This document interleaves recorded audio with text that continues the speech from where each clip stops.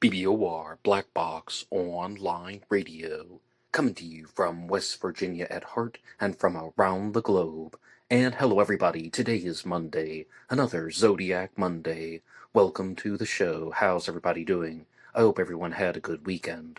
On Mondays I talk to you guys about the Zodiac Killer, an unidentified serial killer who operated in California in 1968 and 69.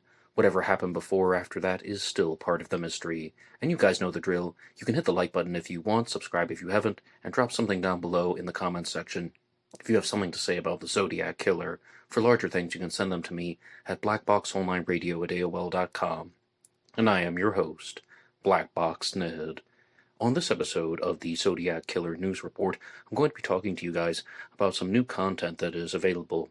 Firstly, if you watch any other Zodiac Killer video this week, I hope it's the one that was done by Ross Geraci on the Mysteries with Mr. Belchique channel.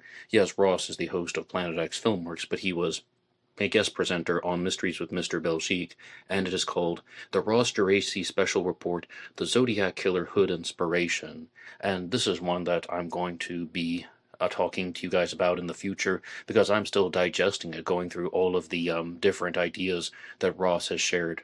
Because the Zodiac Killer was somebody who committed a very bizarre set of homicides in 1968 and 69. Some of them were crimes committed by gun, but on September 27th of 1969, the Zodiac Killer committed the Lake Berryessa stabbing, where he was wearing the hooded costume and attacked Brian Hartnell and Cecilia Shepard at Lake Berryessa. The hooded costume was black, made of fabric. It appeared to be something similar to an executioner's hood.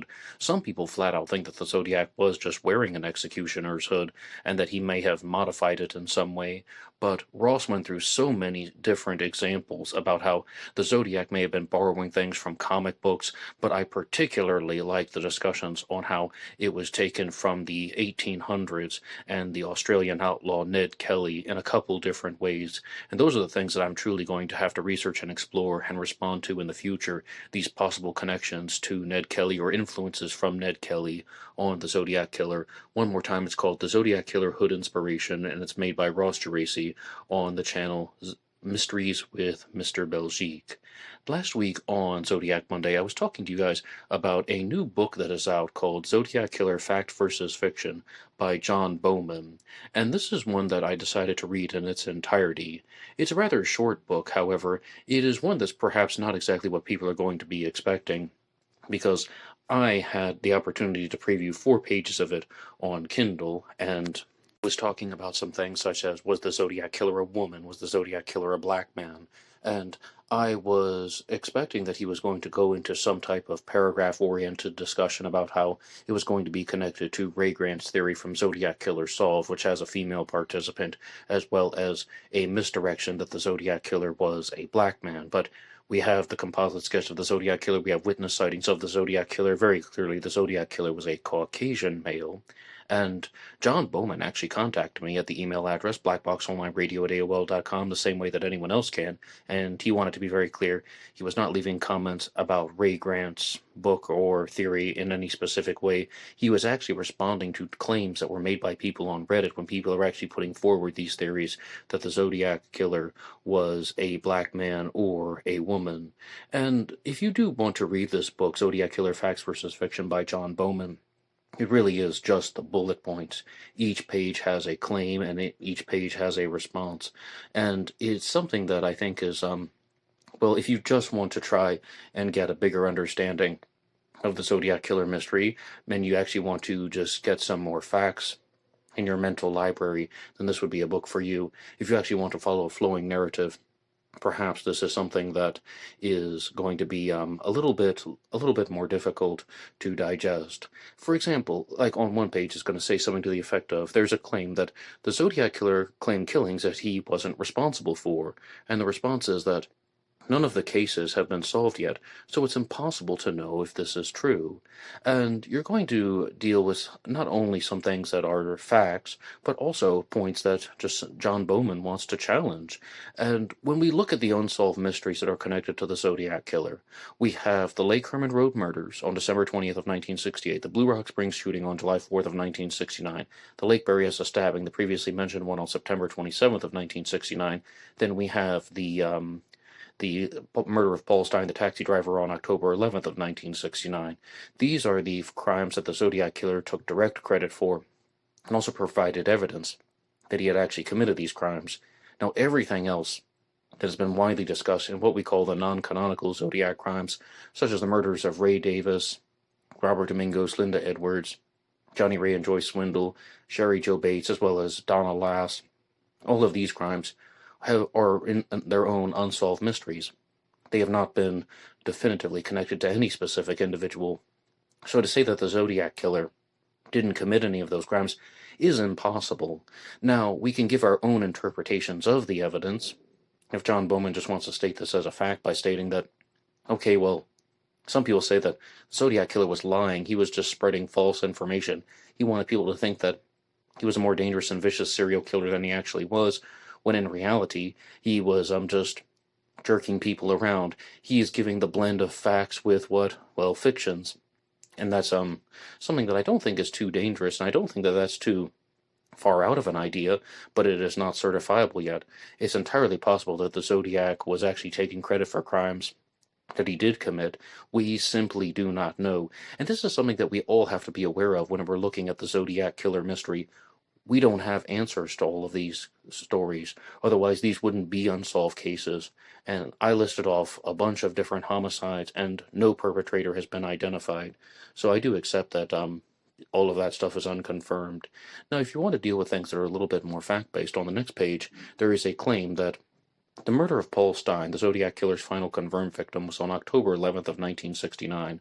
Paul Stine was the taxi driver, and he was murdered in Presidio Heights in California. He was also the oldest victim that was murdered by the Zodiac Killer, and the claim is that Presidio Heights is a well-lit area, and the response is that the neighborhood has no commercial activity and enormous mansions that block out the light. One amber-colored street illuminated the Paul Stine cab. You know, this is something that we also encounter in the world of Jack the Ripper. Every Wednesday I do a segment about Jack the Ripper here on Black Box Online Radio called Ripper Wednesday. And the first Jack the Ripper crime occurred on August 31st of 1888 with the murder of Polly Nichols in a place called Buck's Row. And there is also a widely held belief that it was a well-lit street, but it was actually a poorly lit street. I mean, you can even look at sources like Peter Foreman's Jack the Ripper, which states that Buck's Row had a single lamppost. And then what does Presidio Heights have? Well, it's not a well-lit street. It has one amber-colored light. It has a single lamp as well. So it's just another odd intersection between the Zodiac and Jack the Ripper. But the reason why I'm sharing this with you is I do not believe that that is an accident. The Zodiac Killer was someone who did something very different with the Stine murder as well. We have Lake Berryessa with the hooded costume, and then we have the Stine murder with attacking an older lone male in Presidio Heights. Everything before that is very different because with the Lake Herman Road murders, the Zodiac attacked a couple parked in a car in a secluded area. With the Blue Rock Springs shooting, he attacked a couple parked in a car in a secluded area. With the Lake Berryessa stabbing, he attacked couples that were sitting by themselves in a secluded area. They were about 500 meters from the car.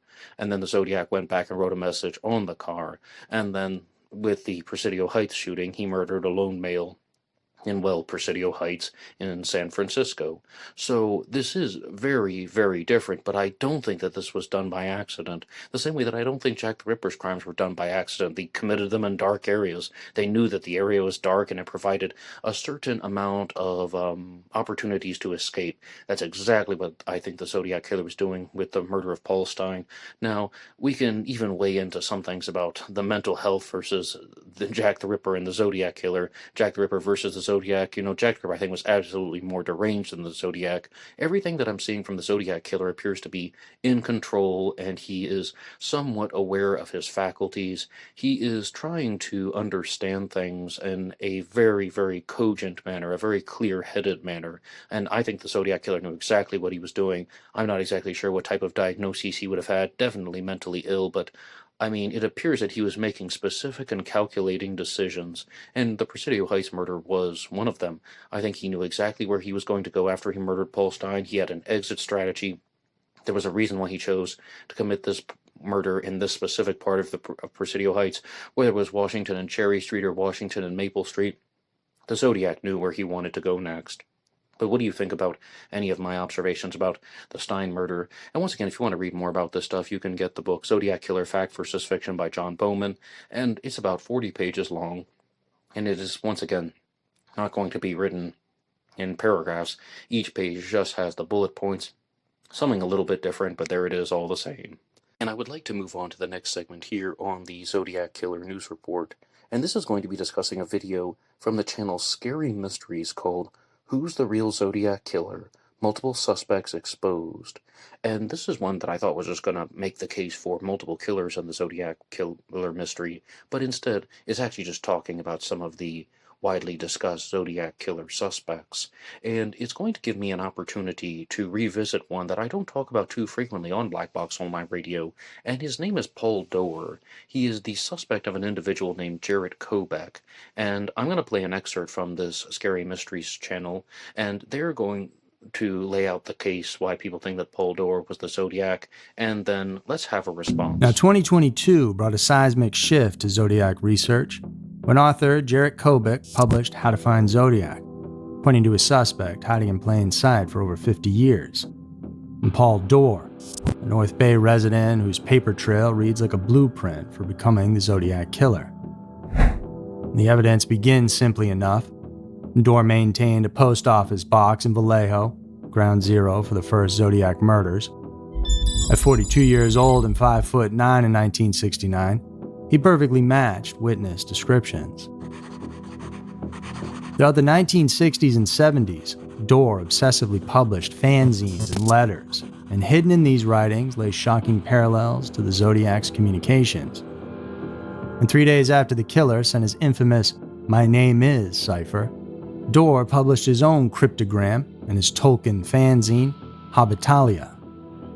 And Kobek goes into detail and argues the solution to Doerr's puzzle matches one of only 3 possible solutions to the Zodiac's unsolved message. Then there's the Lake Berryessa attack, where the killer appeared in that iconic executioner's hood. Well, Doerr, as it turns out, was deeply involved with the Society for Creative Anachronism, medieval cosplayers who specialized in period-accurate clothing and combat. A Renaissance fair even took place near the lake the day of the attack. Whoever the Zodiac really was, well, we know they were into cryptograms and had the ability to make their own costume, which, when you narrow it down, not a whole lot of people can hit on both these, but Doerr certainly did. And one more time, that was from the Scary Mysteries channel. So, immediately, there are some responses. I've talked about Paul Doerr before on Black Box Online Radio, specifically on the Zodiac Killer News Reports. I also have a 2-part book discussion to Jarrett Kobek's Motor Spirit, talking about the Zodiac Killer amongst other subjects. But there are some very big pieces of information that I have to respond to in that video. Firstly, he talks about how the Zodiac Killer was not only a serial killer, he also wrote cryptograms and ciphers, right? And the ones that are featured on the screen are the Z13 copies.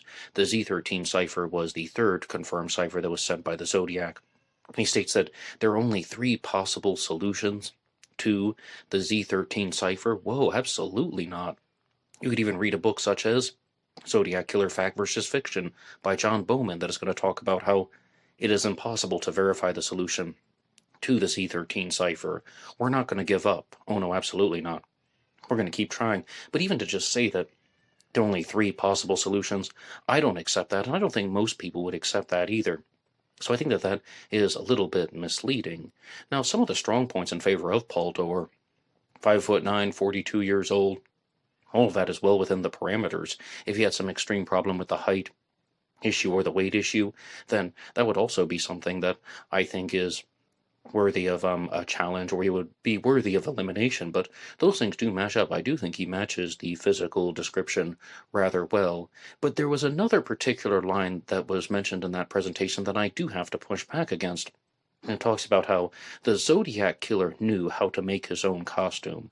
I've talked to you guys a lot about the Lake Berryessa costume. I've talked to you guys a lot about inspirations for the Lake Berryessa costume. And I'm even saying that in future episodes of Black Box Online Radio Zodiac Monday, I'm going to be talking to you about more inspirations. But wait a second, the Zodiac Killer had to know things about cryptograms, I mostly accept that. The Zodiac Killer knew how to make his own costume. How do we know that the Zodiac Killer made his own costume? If we cannot identify the Zodiac Killer, how do we know that the Lake Berryessa hood didn't already exist for a different reason, that it wasn't an executioner's hood from some type of play, let's say perhaps the Mikado playing Coco the Lord High Executioner? And how do we know that the cross circle wasn't even sewn on there and that an accomplice covered for him? How do we know that an accomplice did not make the Lake Berryessa costume? So when I hear these videos on YouTube where they're just saying these things about how, okay, the Zodiac had to have done it this way, the Zodiac had to have behaved this way, I don't like it. I think that it's making assumptions, and they're making assumptions in type of some type of way where they believe that it is true, but we don't know that because there are a lot of unanswered questions and issues in the Zodiac Killer mystery. And if we're going to talk about the Z13, I would like to do a couple things that are a little bit multifaceted. And firstly, I would like to give a big shout out to C.G. Karras, who is the author of The Zodiac, Murderers in History, Ciphers, and Crimes. I've discussed his book before on the channel. In fact, I have my own standalone episode to his book, but C.G. Karras, also known as Carl, sent a couple things to the email address, blackboxonlineradio@aol.com, that I would like to go through with you guys right now, and later on, I'm actually even going to share with you an original solution to the Z13 cipher from me, so please stay tuned. Because there are different aspects to looking at the Zodiac Killer's ciphers. One of them is just trying to find the solution, but something that C.G. Karras has discussed in his book, as well as what we've been going through via correspondences, is the possible inspirations for the Zodiac Killer's symbols that were used in the ciphers, as well as a window into the personality and mind of the Zodiac Killer, and might even be going back to some things of Greek origin, and this stuff has been discussed very widely. And I told you guys that I went down the rabbit hole a little bit once, trying to find all of these clues as to how and why the Zodiac Killer was using inspirations from the world of the Greeks. But this is an email that was written to me by Carl Karras, and it says, I wanted to get this in front of you, Ned, if I may. It goes a long way towards cracking the Z13. It's in my book, but I feel it might just get buried. It matches the History's title page from around 1600 BCE to the 13-symbol code, the first history book ever from antiquity by Herodotus. I think you might be able to realize its significance. And at first I'm like, all right, I went down the Greek rabbit hole with the Zodiac Killer symbols before. I know that they're all possibilities, but I did want to hear Carl out. And if we do look at the histories of Herodotus, there is a set of symbols that is actually following a very specific pattern that is found in the Z13.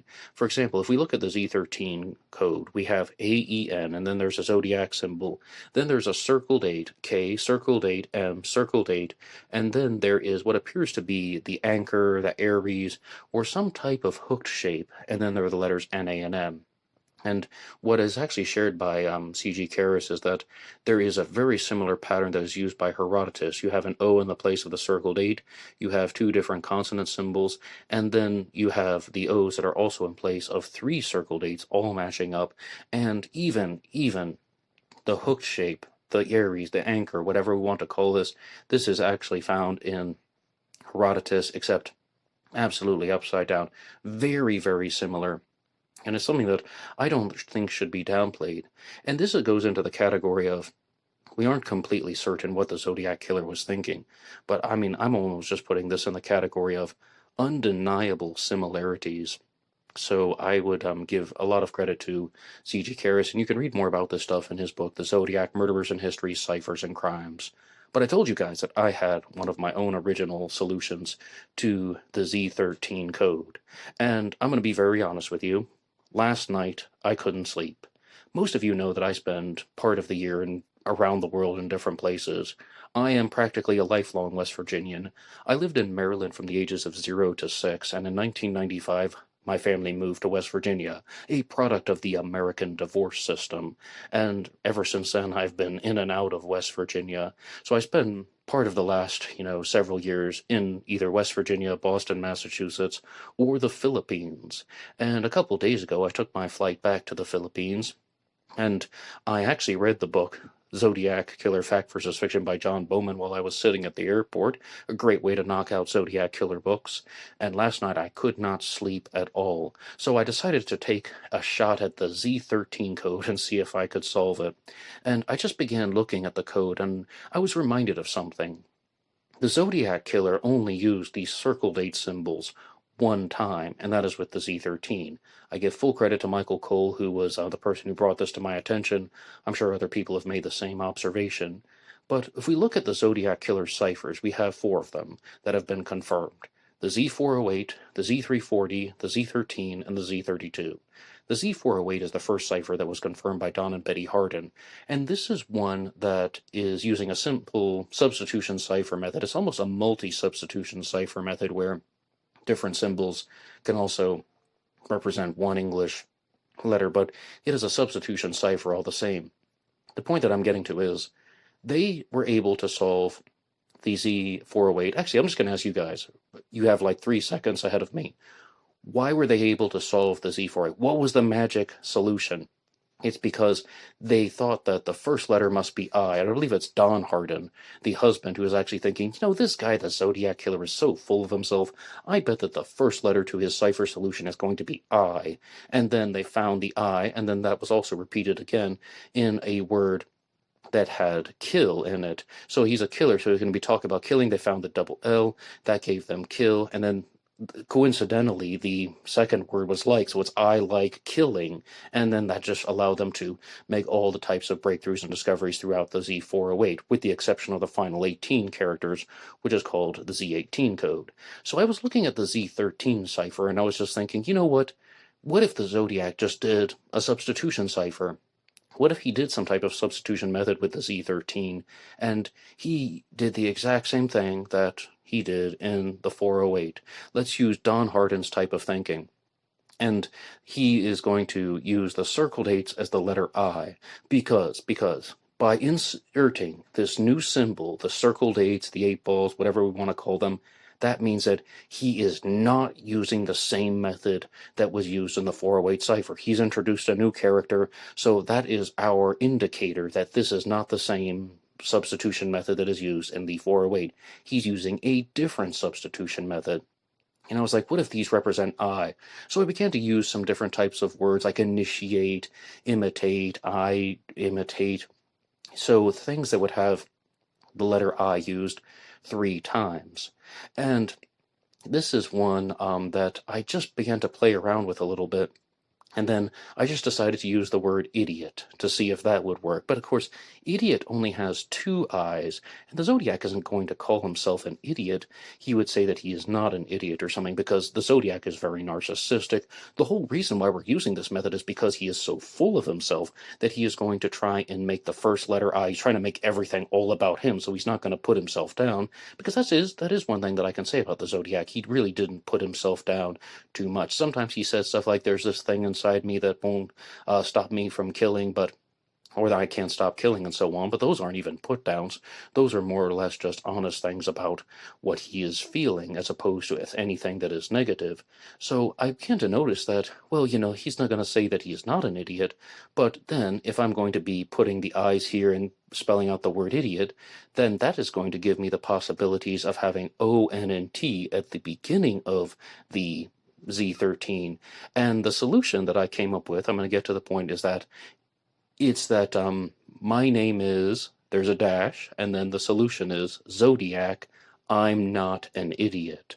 And we have to remember that this is something that was created in response to a challenge from Dr. D.C.B. Marsh, or at the very least, the Z13 cipher came after a challenge that was presented by Dr. D.C.B. Marsh when he said that the Zodiac Killer should put his name in the ciphers, and he can make it as complex as he wants.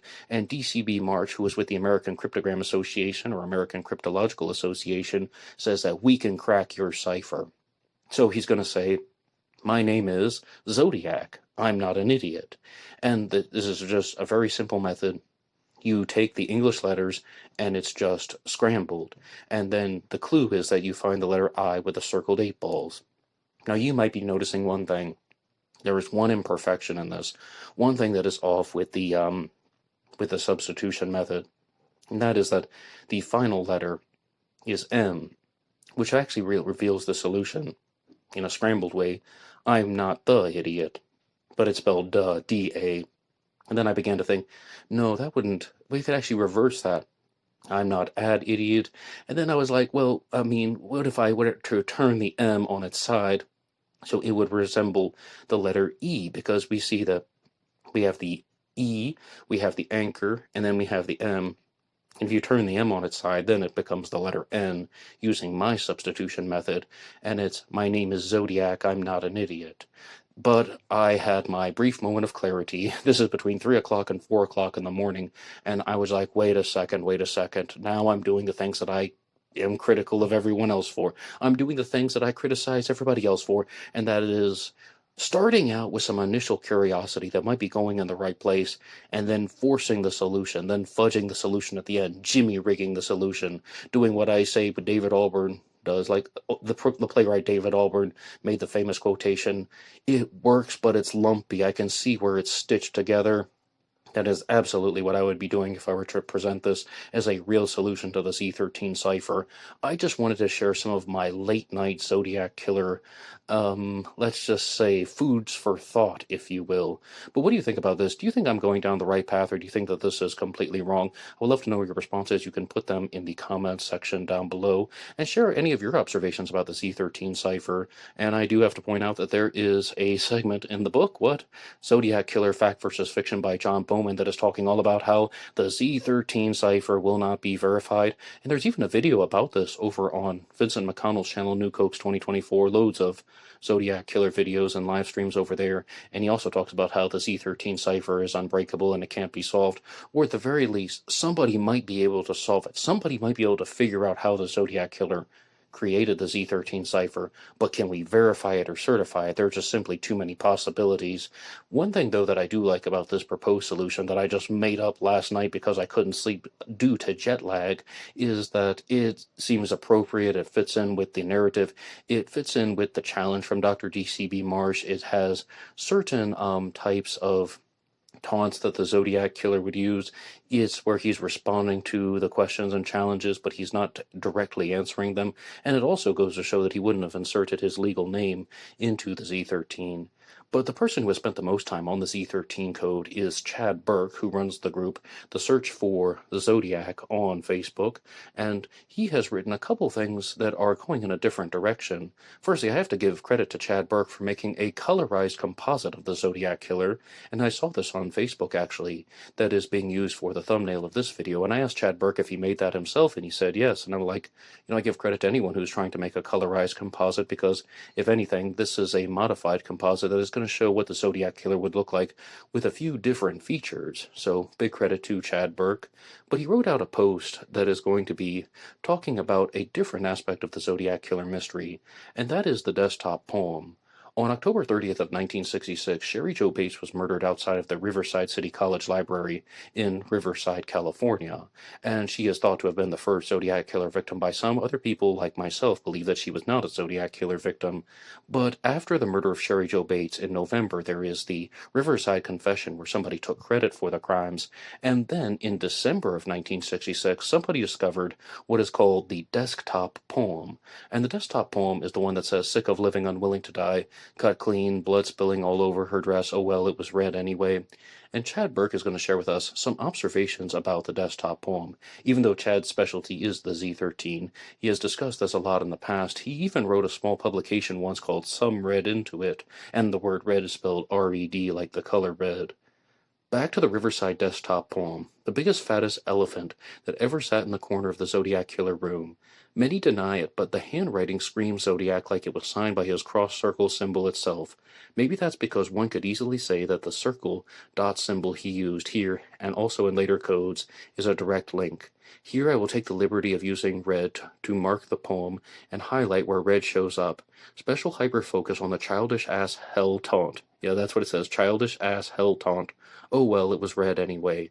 And the fact that the opening lines refer to blood, also a metaphorical reference to the color red.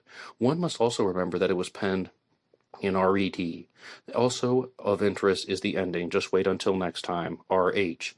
And it's true that the desktop poem does end in R-H, and what Chad Burke is talking about with the Z13, not the Z13, he's famous for that, but with the desktop poem is that the word red is used multiple times. Firstly, red is at the beginning, red is in the middle, and then the letters R, E, and D are found in the words uncertain, she, and die, which are at the end of the poem, where the Zodiac is cluing us in to some type of linguistic issue with the letters R, E, and D, and then it ends with an R and an H. And Chad didn't say this directly in his post, but I think what he is going at is there's a widely held belief that the end of the desktop poem is signed with an R and an H, and that is meant to represent red herring, and a red herring would be a false lead, or the person in a mystery whom you think is the killer but isn't actually the killer, the person who you think is the culprit but they aren't actually the culprit, they are the red herring. And some of you might even remember this from a show called A Pup Called Scooby-Doo that had a character named Red Herring. They always try to blame things on him. That is just something that I watched as a kid. But, I mean, firstly, to give my very honest feedback, I do appreciate the red herring remark. That is entirely possible about why that poem is signed RH, but this is also just pulling out a common word from the English language, and even though there are multiple references to color in this poem, particularly I do think it's fascinating about how you have red, then blood, then red, then RED in a reverse diagonal, but at the same time, I just think that these are certain letters that could easily be found from other words. Like you perhaps could make other words and linguistic combinations by using reverse diagonals throughout the poem if you were looking for a specific three-letter word. So I'm not convinced that the author of this poem intentionally wrote out the words that way and did the reverse diagonal. If anything, I think that it's a bigger lead pointing to the fact that someone may have been trying to use the term red herring in the desktop poem, and they're trying to act like they didn't commit the murder. But you guys know my direct stance on the desktop poem. I believe that the letters R and H are not someone's real initials.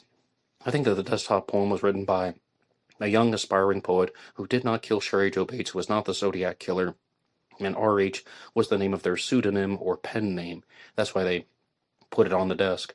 They aren't going to use their real initials. They're going to use the initials of their pen name that very few knew about because most likely they were a college student between the ages of 18 to 22 years old. That's my take on the subject. And right now I would like to get to your supporter shoutouts. Anybody can support this channel at buymeacoffee.com. buymeacoffee.com/blackboxned88, and that allows you to make a donation or contribution to help support the show, and anybody who makes a donation will get a shout out on Zodiac Monday. And our first one comes to us from Batman66. Batman66, thank you so much for your regular and consistent support, and Batman66 has also helped out a lot in the past with the YouTube shorts that come out on Facebook, TikTok, Instagram, and of course here on YouTube, and those have now returned, even though today is only Monday, and this is only the first day for the official return of the shorts. I did put one out last week, but Black Box Online Radio is now back in full swing, and I will be releasing shorts Monday through Friday here on Black Box Online Radio. And our next one comes to us from River Prawn Pottery, another regular and consistent supporter. Thank you so much as well for your regular contributions to Black Box Online Radio. It is all greatly, greatly appreciated.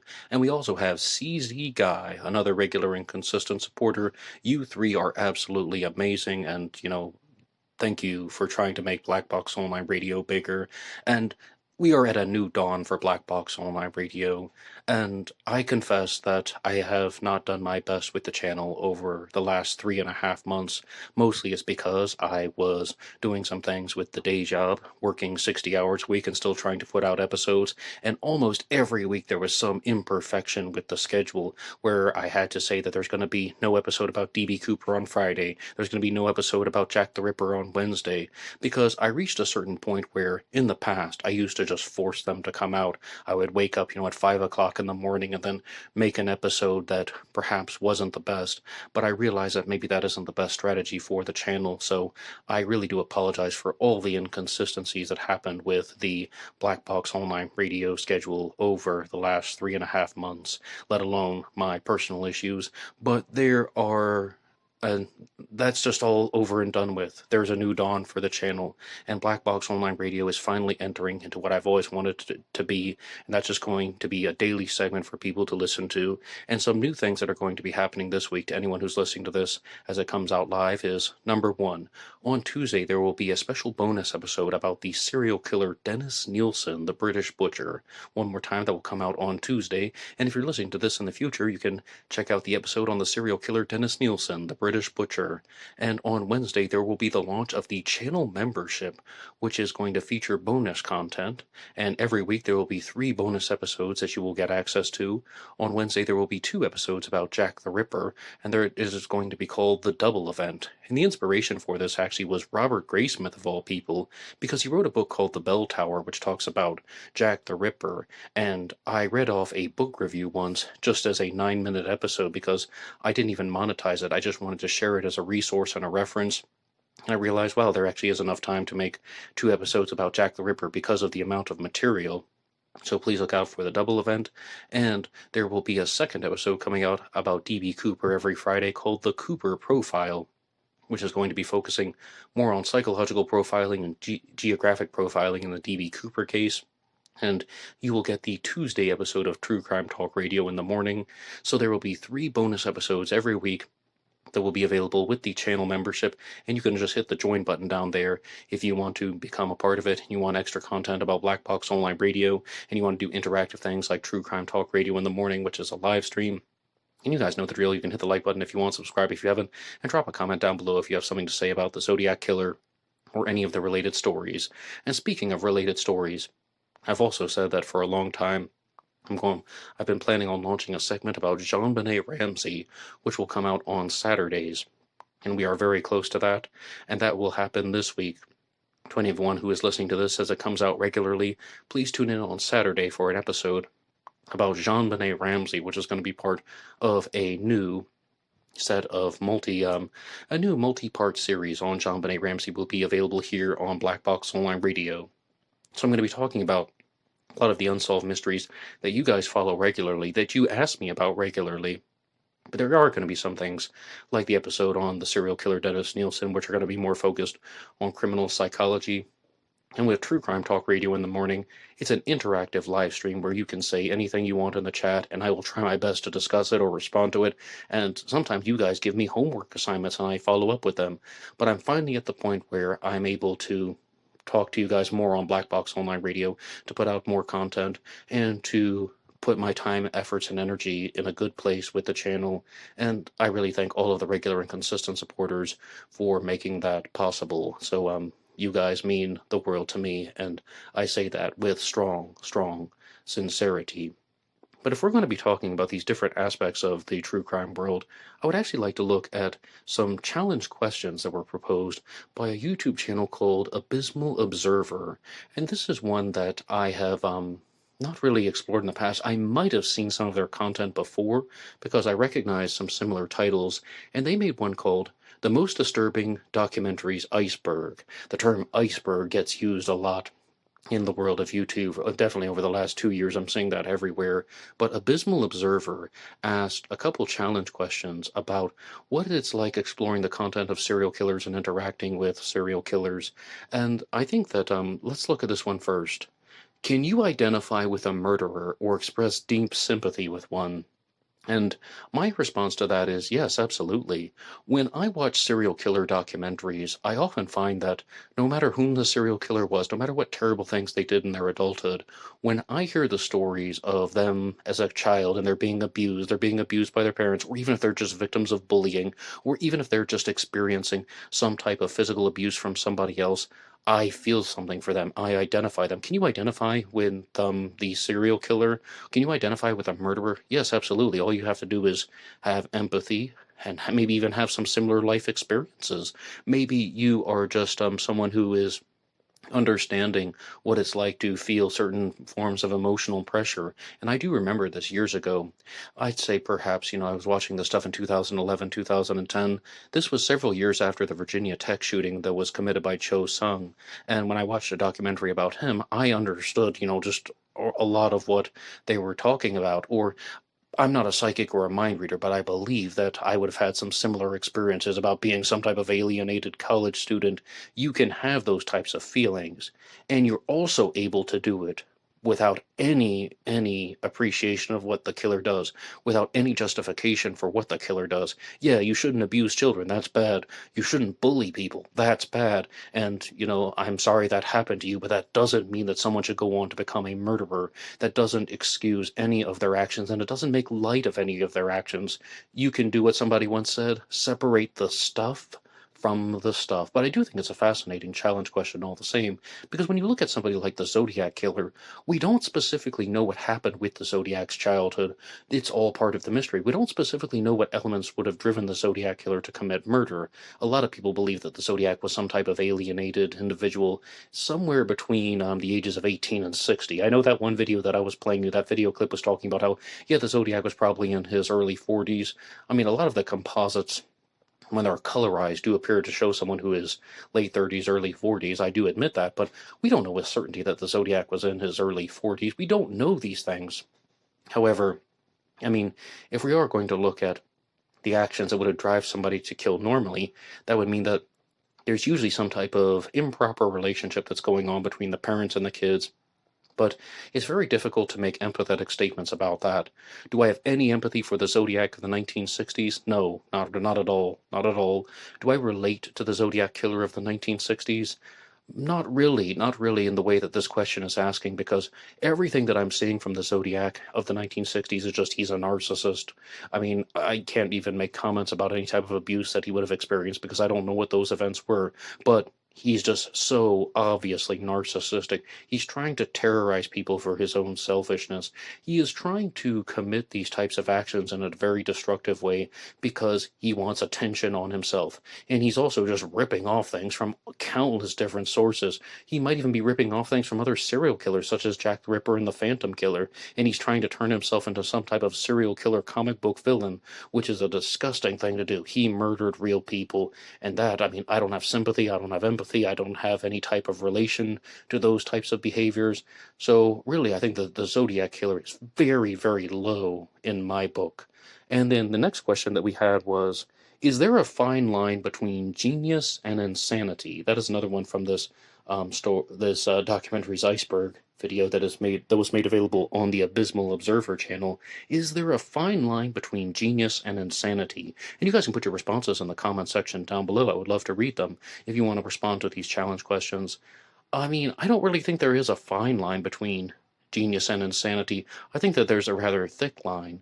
And so many people think of genius and insanity as, oh, well, someone who's really good at math, he's really good at problem solving, he's really good at things like computer science. And like math is the big one though, because then the person just starts making connections and then they just get overloaded and their brain gets so complex that they are unable to function. But somebody once brought this to my attention. It was actually a roommate that I had when he said that the term genius doesn't have to be only reserved for those types of academic subjects. Someone can be a creative genius. Someone can use their intelligence in a creative way. What if somebody is just like a very brilliant writer and so on? That doesn't necessarily mean that they're going to be going down the pathway of insanity. A brilliant painter, someone is going to be a very brilliant craftsman. That doesn't necessarily mean that there's going to be some type of pathway toward insanity. So I think that there is actually somewhat of a thick line between genius and insanity. Now, was the Zodiac Killer a genius? I would estimate that the Zodiac Killer had an IQ between 115 and 160. Those are just my unprofessional estimations. And that is a very big range. That means he could have been someone who is just, kind of average, and he's just familiar with a bunch of stuff that gets incorporated into his letters and his ciphers and his greeting cards and his diagrams. Or he could have been someone of above average intelligence who is doing this because he wants to just show the world how smart he is, and he's hiding back his intelligence. He could have been a gifted underperformer, a gifted underachiever, and he's doing this stuff because he wants to, finally unleash his true brilliance, or at the very least, not brilliance, but having a very high IQ. As somebody once told me, a high IQ is not how smart you are, that's your ability to learn. If you have a high IQ, that means you have a strong ability to learn. Being smart is something different altogether. And I would actually like to go to the next thing, though, here on the Zodiac Killer News Report, although I'd love to read your responses down below. And because I am now back on my old schedule, I am starting the days with a show called Crime Talk, and I'm going to be doing that one with the morning coffee. I don't know about you guys, but I love to just start the day while I'm drinking my coffee and listen to something true crime related. That's one of the big reasons why I do Black Box Online Radio in the way that I do. And I was watching the show Crime Talk, and it's hosted by Scott Reich, who is a practicing defense attorney. And because I'm doing the shorts now, I'm looking at other sources, and also looking at the videos from Dr. Todd Grande. And I noticed a big commonality between these two individuals. People who are professions in their own right, a lawyer and a psychologist, have a very strong, no-nonsense approach to these true crime cases where sometimes people compose these wild stories, and other times there's a very simple explanation, and the lawyer and the psychologist seem to hit the nail on the head with the simple explanation. No, this person's lying to you. This is what's really happening. So let's use that type of no-nonsense approach with the Zodiac Killer mystery. What is something where we can say that, no, this person is lying to you, and this is what's really happening? I just even want to look at this in a different way. The specific example that I wanted to bring up isn't necessarily about a lie. It's about how people make certain types of combinations of factors. And some of you will hate me for this. But what I want to point out is that a lot of people believe that there were multiple killers in the Zodiac case. A lot of people believe that there were multiple people who were responsible for the murders. But I think all of the evidence is indicating that there was a single perpetrator. And I've said this many times. Minute by minute, I've talked more about the Zodiac Killer than anyone on YouTube in regards to multiple killers. I've discussed the multiple killers theory more than anyone else. But ultimately, the evidence is going in a different direction. The evidence is pointing toward a single perpetrator, and I'm using this no-nonsense approach for the following reason. I'm stating that there is one killer that is present at each crime scene. There is only the evidence of one killer. There are only the shell casings from one firearm at each crime scene. And we have witness sightings from Mike Michaud and Brian Hartnell, the survivors. There is only one person who was witnessed. When we have the footprints at the Lake Berryessa stabbing, there is only a single set of footprints walking to the picnic blanket and walking back, let alone the Stine murder, which actually gives us the composite sketch that is used in the Zodiac Killer's wanted poster. One person is seen, one person who does fit within all the parameters. This 5'8" to 6 foot window that has been described by the witnesses, that could easily just be one person, and people got the height estimates a little too short and a little too tall in some instances. All of the evidence is pointing toward a single person that is partnered with the fact that one person could have easily composed and created all of the letters. And I'm not, if it turns out that I'm wrong, I'll gladly admit that. And a lot of people have theories involving multiple killers, especially for the Lake Berryessa stabbing, but I think that the evidence is all pointing toward a single perpetrator. But I would love to know what you guys think. You can put your ideas in the comment section down below. Share anything that you want. I would love to read your responses. And please feel free to challenge me on any of these points. I really want to know what you guys think. And I most likely did not solve the Z13. That was just some type of twisted ramblings. Again, if we're going to use the no-nonsense approach, the fact that I had to turn one letter on its side to make it fit the solution, my name is Zodiac, I'm not an idiot, is something that I think is just perhaps that's something that killed everything for me. That would be the nail in the coffin, if you will. But other than that, I would love to know your responses, and I want your feedback. Share anything that you want, and please feel free to look at some more content that's going to be available here on Black Box Online Radio.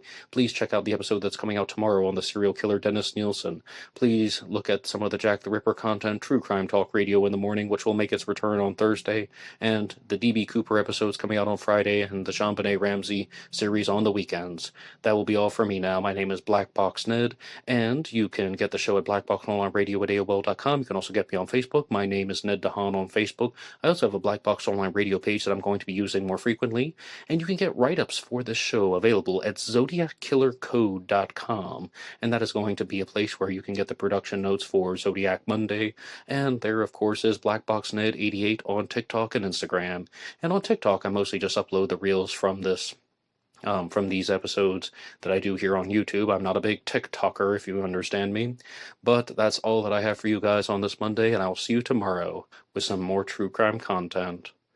Goodbye.